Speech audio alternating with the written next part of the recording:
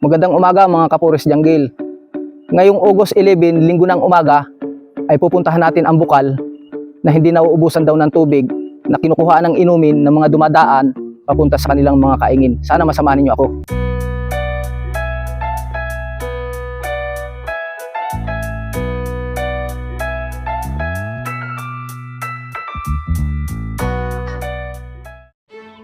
Papunta na nga po pala ako mga Kapores Jungle sa bukal na sinasabing iniinuman ng mga dumadaan papunta sa kanilang mga taniman. Ito nga po pala mga Kapores Jungle, narito na ako sa sabangan ng ilog na ito, na dito po ako umpisang magsasakay papunta sa pagtawid sa kabilang dulo. Ito po yung bangka na gagamitin namin para makasakay ako papunta sa kabila, kasi ito po ang bangkero rito, si Kuya. Nagpaalam na rin po tayo dito para sumakay po nitong bangka.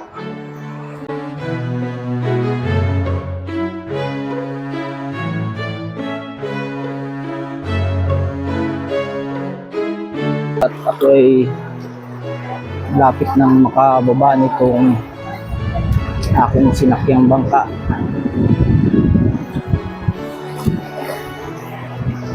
Bababa na po ako mga Kapores Jungle sa sinakyan kong aking bangka, at may iba naman pong sasakay mga Kapores.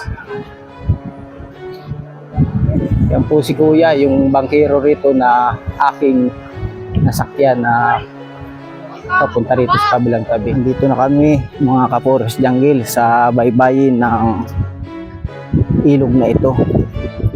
Patungo po dun sa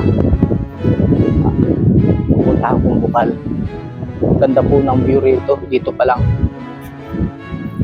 palanas talaga siya.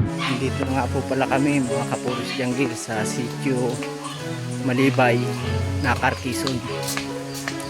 Dito po ang daanan papunta rin sa sinasabing bukal. Tawid nga po pala kami mga Kapores Jungle ng tulay na ito.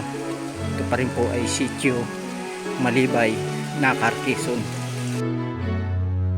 Simula po rito sa patwi na ito ay lulusong na po ako ng kalupaan para dire-diretso pong puntahan yung sinasabing bukal na hindi raw po nahihibasan kahit po summer yung lugar na yun mga Kapores Jungle.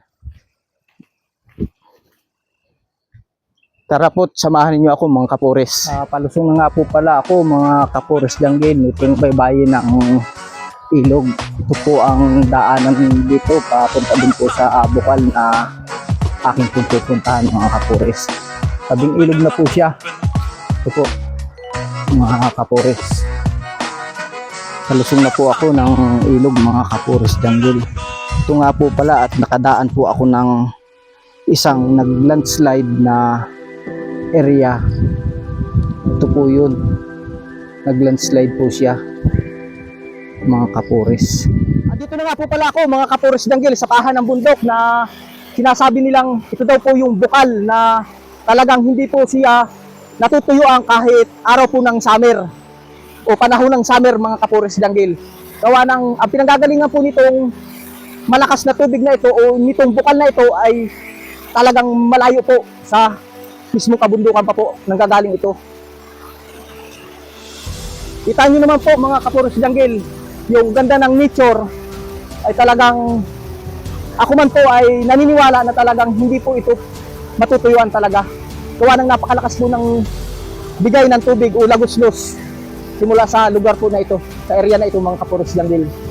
Sana po ang dalangin ko sa ganito kagandang nature ay huwag po sana nating salbahihin at patuloy pa nating pagandahin ang ganitong klase ng area, upang sa ganun ay dayuhin po tayo ng ating mga tourist na pupunta po dito sa kabundukan para makita rin po itong ganitong klase ng kaganda na tinatawag nilang bukal mga Kapores Jungle.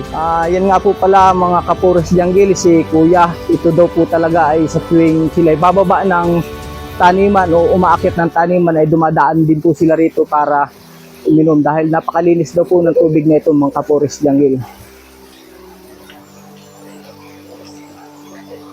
Yan po mga kapures janggil, yung mga dumadaan po dito ay talagang umiinom po sila ng tubig dahil po sa uhaw ay talaga pong ito po ang kanilang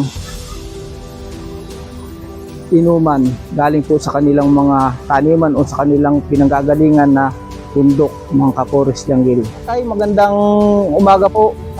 Matagal na po ba ninyo lagi na ginagawa na umiinom dito sa bukal na ito po? Ay matagal wala ni Yes, wala mga tao, yan ang inuman ko.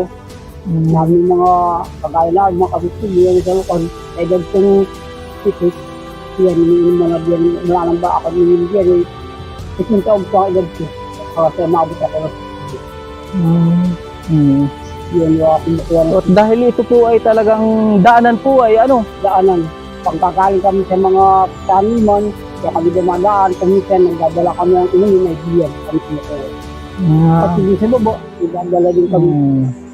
Napakaganda po ng lugar na ito, Tay, kaya Maganda. sana ay wag pong masalbahe o Ay, walang mapurhisyo ng Wala diyan na kung sino mang tao.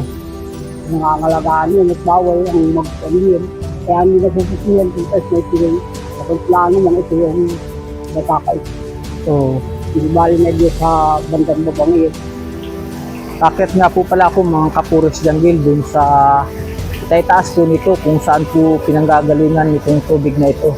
Kahit dito lang po sa medyo taas-taas para makita po natin kung gaano po paganda yung mismong pinanggagalingan itong tubig na ito mga kapures.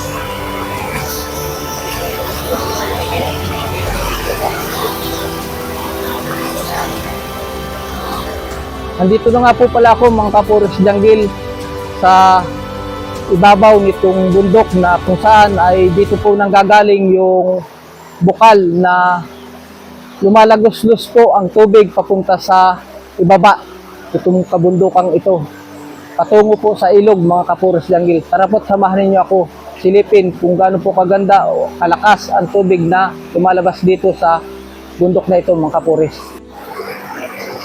Ito yung papunta sa mismong pinanggagalingan ng bukal mga kapures janggil. Kung mapapansin ninyo, may hose din po dito na nakasalpak papunta ron sa ilalim. Dahil ito na po yung pinanggagalingan ng tubig na napakalakas po mga kapures janggil. Yan po yung papasok sa loob mga kapures.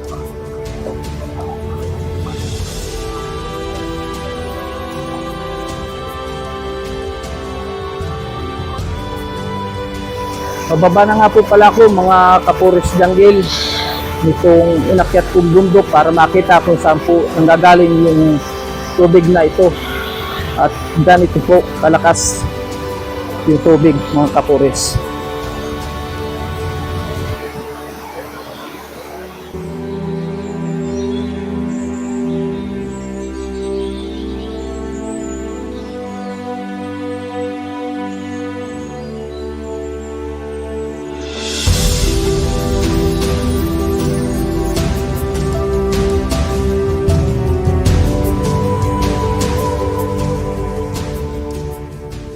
Maraming salamat nga po pala mga kapures janggil at tayo ay naging maayos yung pag-akyat natin dun sa bundok ng bukal na ito mga kapures. Sana po ay patuloy ninyo akong suportahan sa aking Facebook page at huwag po kayong magsawa na panoorin ang bawat ina-upload kong video sa aking channel mga kapures janggil. Tara po, pauwi na po kami mga kapures.